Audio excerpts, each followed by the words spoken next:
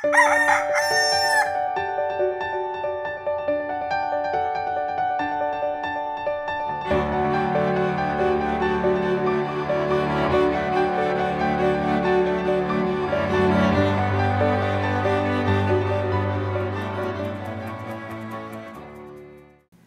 umaga mga kapamilya. Magkape at pandasal muna tayo. Ako si Risa Singson Kaupeng, Editor-in-Chief ng Kerygma Magazine. Mababasa natin sa Biblia ang maraming himala ng pagpapagaling na ginawa ni Jesus. May kwento sa Matthew 14 na lahat ng humawak sa laylayan ng damit ng Panginoon ay gumaling. Napasaliksik tuloy ako kung ano bang meron ang laylayan ng damit ni Jesus. Ang mga Hudyo ay may suot na 4 na tassel o palawit sa laylayan ng kanilang damit.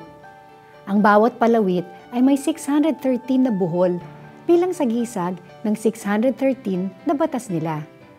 Kapag sila'y naglalakad, palagi nilang nakikita ang mga palawit na ito upang ipaalala sa kanila na sila'y dapat lumakad at mamuhay ayon sa utos at salita ng Diyos. Itong mga tassel na ito ang mga nahahawakan daw ng mga may sakit sa laylayan ng damit ni Kristo. Ang paghawak nila ay simbolo na sila ay napapailalim sa batas at salita ng Diyos. Maraming taong gustong gumaling, ngunit ayaw nilang magbago.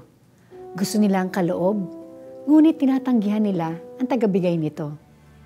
Hindi nila alam na ang kagalingang dulot ng dakilang manggagamot ay hindi lamang panlabas, kung hindi sakop ang ating spirito at kaluluwa.